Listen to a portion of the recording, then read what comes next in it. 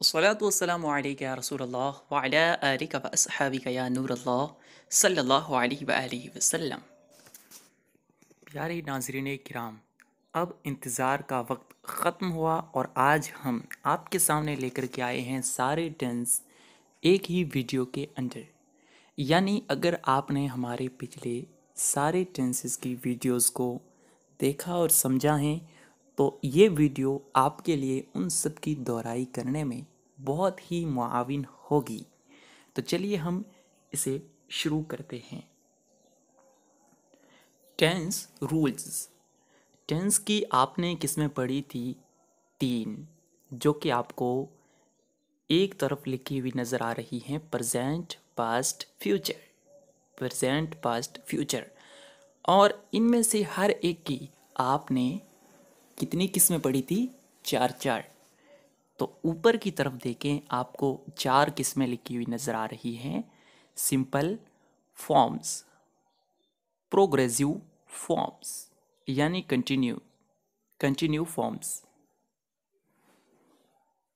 Perfect forms, और चौथे number पर है परफेक्ट कंटिन्यूस फॉर्म। कंटिन्यूस ही का ये दूसरा नाम है जिसे हमने प्रोग्रेसिव लिखा है। अब हम रूल्स की दोहराई किस तरह करेंगे, देखिए। प्रेजेंट की पहली किस्म सिंपल प्रेजेंट टेंस। अब इसमें आपने पढ़ा था कि फास्ट फॉर्म को इस्तेमाल किया जाता है सब्जेक्ट के साथ में। ऊपर देखें, आपको एक तरफ लिखा हुआ नज़र आ रहा है सब्जेक्ट, जबकि दूसरी तरफ आप इसी के सामने देखेंगे तो आपको ऑब्जेक्ट लिखा हुआ नज़र आ रहा होगा। इसका मतलब ये है कि सब्जेक्ट जो इस तरफ आपको पहले नज़र आया था और अभी भी नज़र आ रहा है, इसको सबसे पहले हमें जिक्र करना है किसी भी सेंटेंस को बनाना हो तो। और ऑब्जेक्ट जो आपको दूसरी तरफ नज़र आया, इसको सबसे आखिर में लगाना है, चाहे कोई भी आपको सेंटेंस बनाना हो। और यहाँ पर चूंकि हम अफर्मेटिव सेंटेंस ही को सीखेंगे इस चार्ट के द्वारा, किसको सीखेंगे? अफर्मेटिव यानी मुस्बत सेंटेंस बनाना ही सीखेंगे। क्योंकि अगर आप मुस्बत सीख लेते हैं तो नेगेटिव और इसी तरह इंट्रोगेटिव सेंटेंस बनाना, ये चीज़ें आपके लिए हलवा बन जाती हैं। तो हमने सोचा इसी की आपकी दोहराई करवा दी जाए और वो आप खुद ही से हल कर लेंगे। तो अब देखिए, सब्जेक्ट को सबसे पहले लाना है, ऑब्जेक्ट को सबसे बाद में रखना है। ये दोनों चीज़ें तो क्लियर हैं। अब इनके दरमियान में क्या करना है, फ़र्क उसी में रहने वाला है। और वो सारा फ़र्क आप स्क्रीन पर लिखी हुई चीज़ों के ज़रिए से कर सकेंगे और कुछ एक दो और चीज़ें होंगी जो हम आपको बताएंगे। तो देखिए, अब हम शुरू करने वाले हैं अपने सिलसिले को। सिंपल प्रेजेंट टेंस सबसे पहले सीखेंगे। एक तरफ आपको प्रेजेंट नज़र आ रहा है और उसी के सामने सिंपल फॉर्म्स। तो हमें क्या करना होगा कि सबसे पहले सब्जेक्ट आप पहले ही सीख चुके हैं कि सब्जेक्ट को पहले लाना है, ऑब्जेक्ट को बाद में लाना है। सबसे पहले सब्जेक्ट और फिर फर्स्ट फॉर्म लेकर के आएंगे हम वर्ब की, और उसके साथ एस या ई एस का इजाफा करेंगे, जैसा कि आप पहले सीख और समझ चुके हैं। अब अगर हम बात करते हैं प्रेजेंट कंटिन्यूस की, तो देखिए प्रेजेंट कंटिन्यूस के अंदर हम क्या करेंगे, एम, इज़ या आर, इनमें से एक को लगाएंगे, सब्जेक्ट जैसा होगा वैसा।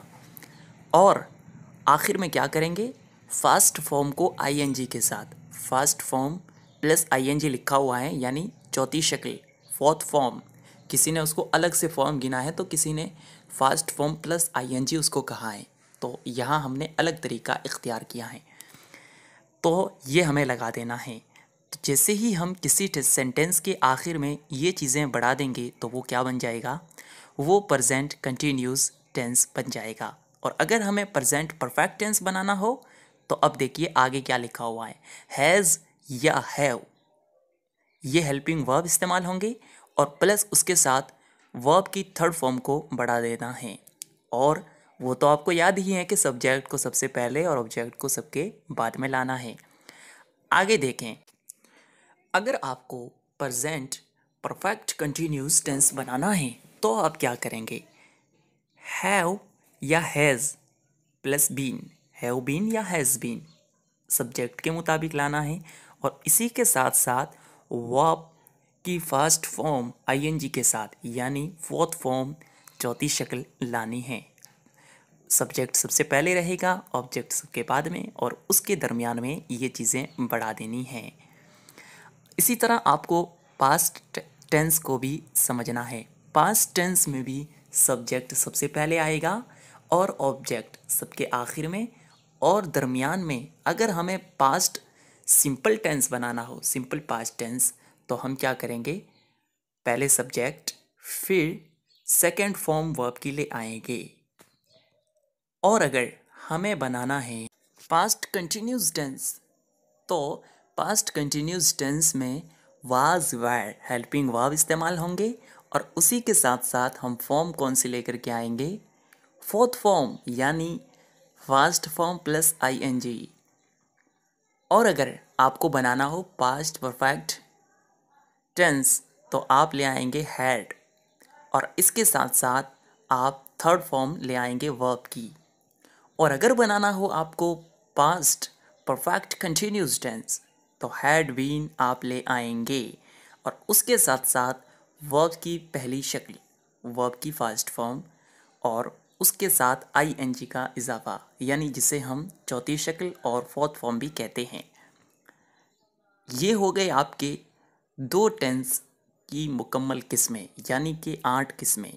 अब हम आखिरी फ्यूचर जो हमने अभी लास्ट दिनों में सीखा है तफसील के साथ, इसको समझते हैं शॉर्ट से। सबसे पहले आपको सब्जेक्ट, फिर विल या शैल, विल या शैल हेल्पिंग वर्ब लाना है, और प्लस वर्ब की फर्स्ट फॉर्म का इजाफा करना है।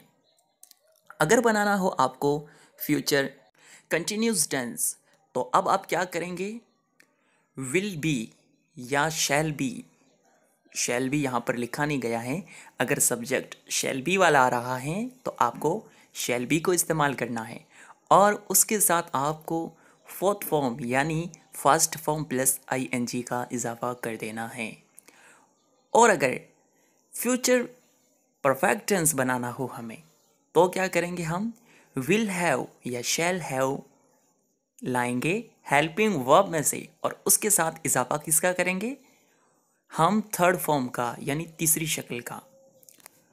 और अगर आखिरी टेंस जो हमने अभी अभी सीखा और समझा है, अगर हमें वो बनाना होगा, तो आपने पढ़ाई होगा कि हम फ्यूचर परफेक्ट कंटिन्यूस टेंस यानी ज़मानी मुस्तकबिल मुकम्मल जारी, इसको बनाने के लिए विल हैव या शैल हैव का इजाफा करते हैं।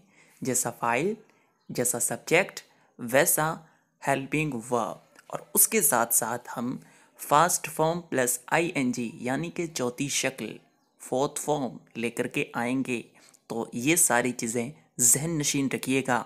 दो चीज़ें जो आपको शुरू में बताई गई, सब्जेक्ट को पहले लाना है, ऑब्जेक्ट को सबके आखिर में लाना है, ये दो चीज़ें पहले से जहन नशीन रखनी है।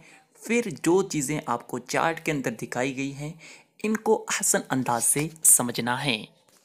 ये थे अफर्मेटिव सेंटेंस बनाने के उसूल व ज़वाबित। और अगर हमें नेगेटिव सेंटेंस बनाना होगा या हमें इंट्रोगेटिव सेंटेंस बनाना होगा, तो हम इसके लिए क्या करेंगे?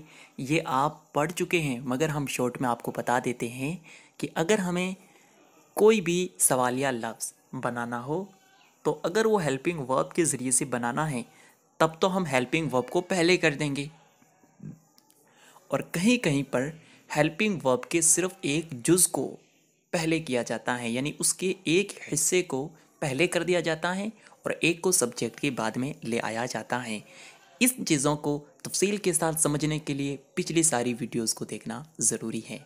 और अगर आप interrogative sentence with question word यानी सवालिया लफ्ज़ ही के ज़रिए से बनाना चाहते हैं, तो आप पढ़ चुके हैं कि पहले हम उर्दू के अंदर जो लफ्ज़ आया है जुमले के दरमियान कहाँ, कब वग़ैरह, तो उसकी इंग्लिश पहले लाते हैं और उसके बाद बकिया सेंटेंस को ज़िक्र करते हैं। ये उसूल आप पहले पढ़ चुके हैं। एक और बात कि अगर आप ये जो आपको अभी उसूल दिखाए गए ये तो अफर्मेटिव सेंटेंस के थे, लेकिन अगर आप प्रेजेंट सिंपल टेंस या पास्ट सिंपल टेंस की बात करेंगे, अगर हमें इनसे अफर्मेटिव सेंटेंस बनाना होता है तो हेल्पिंग वर्ब की ज़रूरत नहीं पड़ती है। लेकिन हम अगर इंट्रोगेटिव सेंटेंस या नेगेटिव सेंटेंस बनाना चाहेंगे तो हेल्पिंग वर्ब की ज़रूरत पड़ेगी। तो प्रेजेंट सिंपल टेंस में हम डू या डज को इस्तेमाल करते हैं, जबकि पास्ट सिंपल टेंस के अंदर हम डिड को इस्तेमाल करते हैं। ये चीज़ें उम्मीद करता हूँ आपके समझ में आई होंगी, और हमारी सारी वीडियोस जो टेंस से मुताल्लिक़ थी आपके लिए पूरी पूरी मुआविन इंग्लिश सीखने में ज़रूर बनी होंगी। अस्सलामु अलैकुम व रहमतुल्लाहि व बरकातुहू।